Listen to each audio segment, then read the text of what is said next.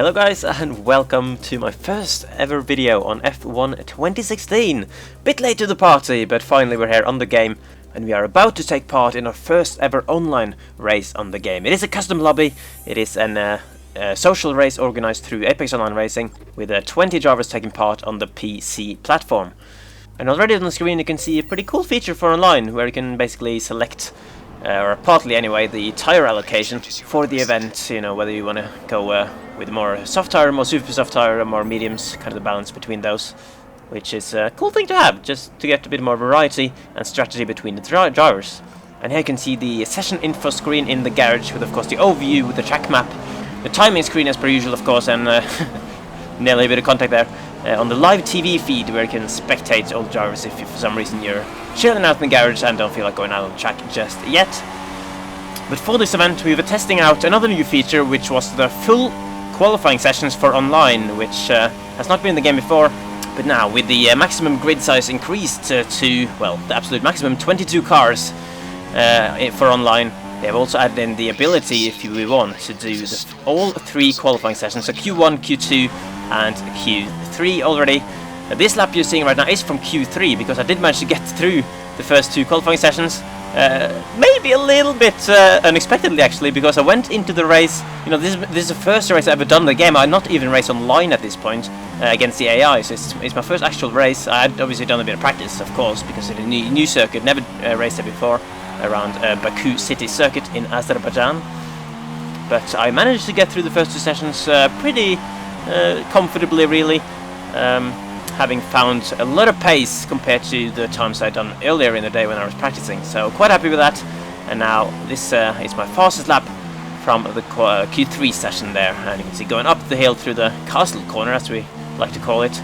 It's probably the most tricky corner on the track, just because you need to be so precise through there, and of course walls close by all the way around this circuit. And what makes this even more difficult is that we have simulation damage turned on. So obviously there's a new damage setting. Previously the maximum damage setting would be full damage, which sounds like it would be a lot of damage, but it wasn't actually that sensitive, whereas on simulation damage that we got on now, a little tiny touch with the wall and your wheel could fall off basically. Not always, but if you hit it kind of at the wrong angle, then yeah, the wheel could basically just fall straight off and you're out of the race or the session you're in.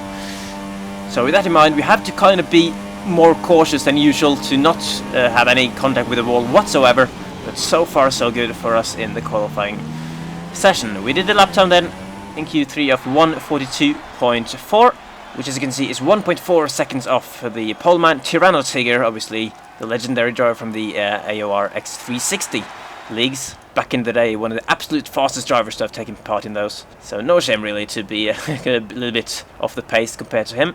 And here is the tire strategy menu, which you get just before you jump into the race, which confused me a little bit, so I didn't really change anything there, because that was the first time I ever saw that menu.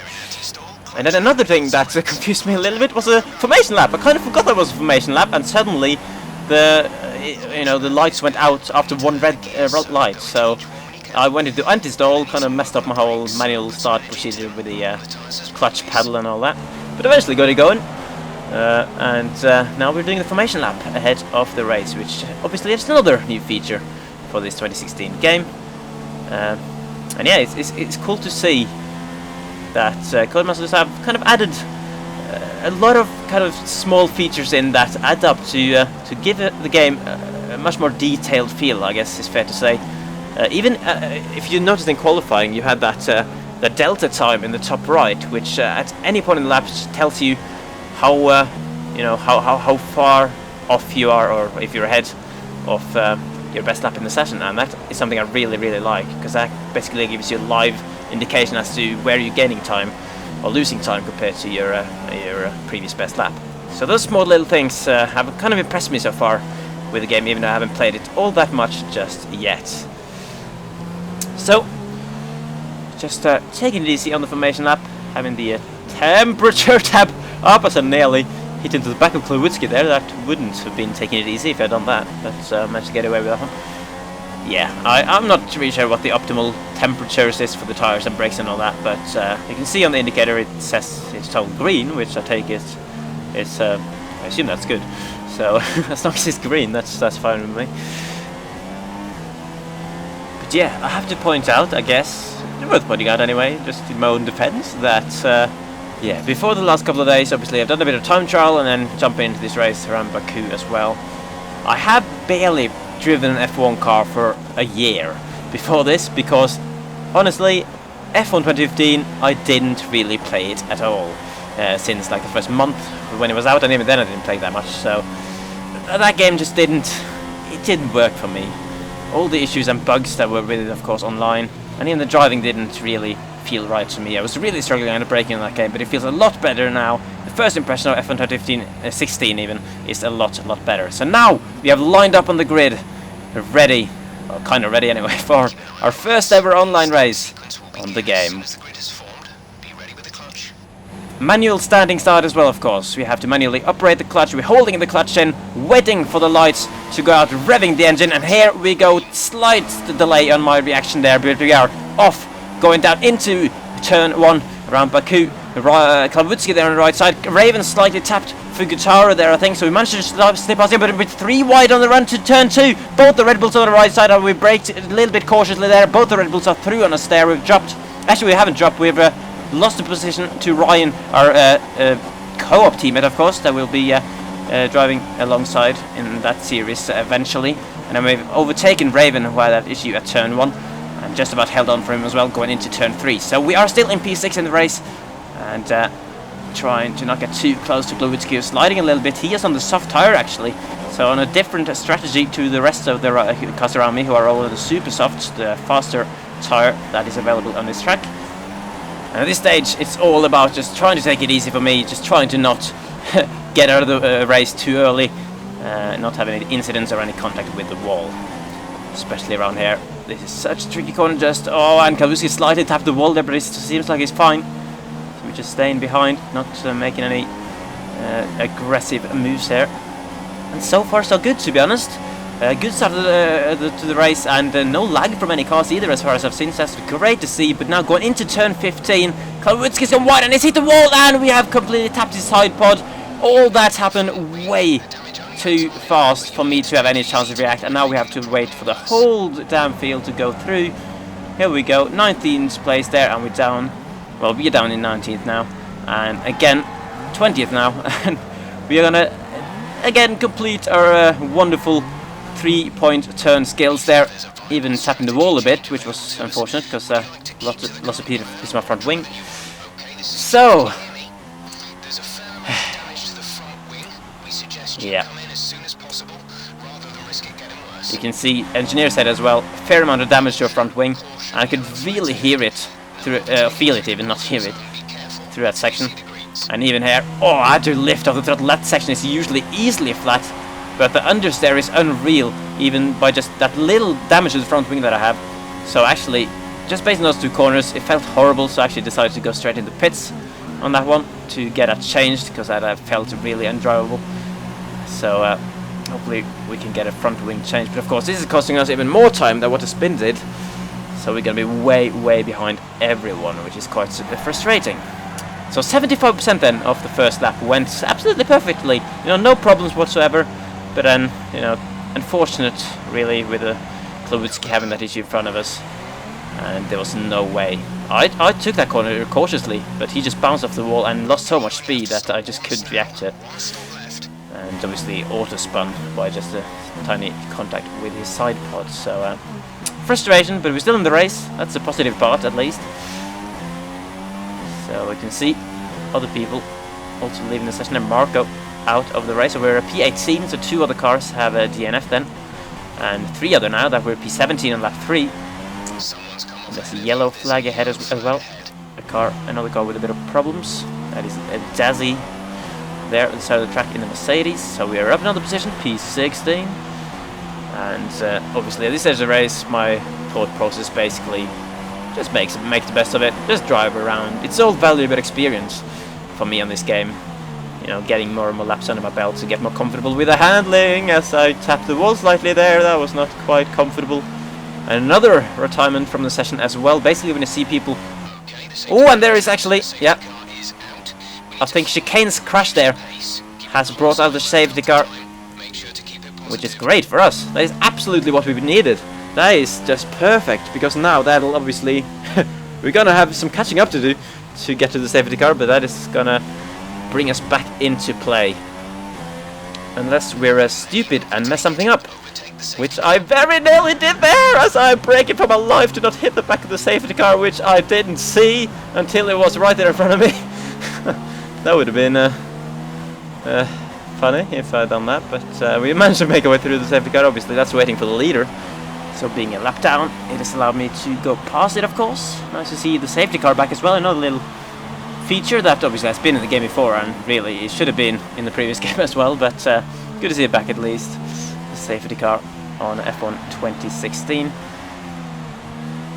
And now we're just on our lengthy mission to catch up to the safety car, which is taking quite a while, so yeah, just cruising along, you know. And then into turn 15, you know, my favorite corner, and then, oh fuck! That was a big one. Confirm you're okay, please. Yeah, so basically I'm an idiot. Lost concentration for split second there, miss a braking point, straight into the wall, and race over. That is just Baku. That is just Baku. You can't afford losing concentration for even 1 second, even when you're trying to catch a safety car. Suddenly, in a blink of an eye, the race is all over, and that is of course very annoying, because I really wanted to finish the race, you know, because I need laps on my belt to get used to this game more. And of course it's more fun when you're driving than spectating, but I did see through the race then as a spectator instead, so now we can at least see the safety car restart from the spectator cameras, which are that's the one thing I liked about F1 2015 actually, the spectator cameras, the broadcast cams, which luckily they've kept for this game, so that's still a good thing to have. Here is Carrie.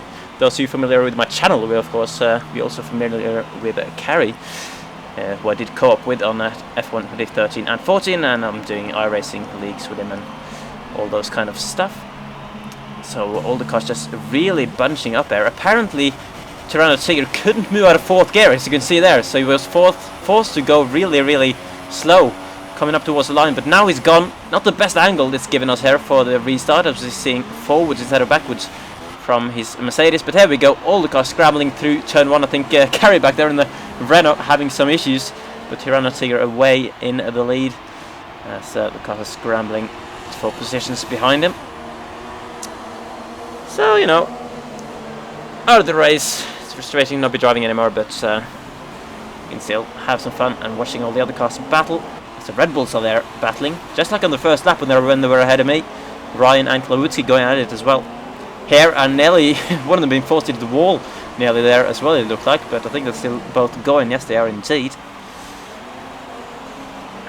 As we're now watching Microlander is all over the manor of Paul 1991 or something, I believe. Really pressuring him. It's sort of dangerous to battle around here, especially coming towards this corner. You cannot go too wide to this corner, so Microlander's done a good job to back out of that one. That is the most single file corner if you've ever seen one. But now he's had a good run out of it though, so he's going to have a chance side by side here, and he nearly lost the car into the side of the manor there, it looked like. And again, this corner is also best to be side by side, and Paul's crashed it. Steve is crashed as well somewhere further back down the field, and it's all kicking off a little bit in this race with the cars that are remaining. And the Tirano Tiger from the lead has also retired from the session. He's crashed out. Him as well. You can see his car there on the side of the track. The Mercedes sitting there. Ryan's out of the race. Adrenaline's out of the race. Everyone's crashing. Everyone's tapping the wall. Getting, you know, becoming victims to that simulation damage that is so sensitive. And wow, everyone's really struggling.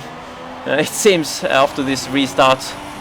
Actually now on board with the Force India of Fugitaro. Yeah, we're actually on lap 20 now, because so many people crashed out that the field really spread out between the cars that are remaining. And at this stage of the race, 3 drivers were remaining in the race. Not because of lag issues, not because of the game being stupid, but just because the simulation damage just took so many victims in this race.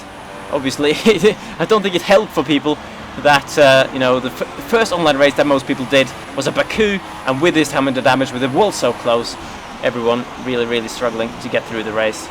Because, you know, you can imagine, 26 laps in F1 cars around Baku without a single tap of the wall. That is pretty difficult. And speaking of taps of the wall, look at this, look at this. I couldn't help myself from laughing there. Fugitaro and Michael are both understeering into the wall. Obviously, it started raining, they were still in the dry tyres. And normally, that corner is easily flat out, but clearly, the wet weather just meant it no longer was, and they tried to take it flat. That didn't work.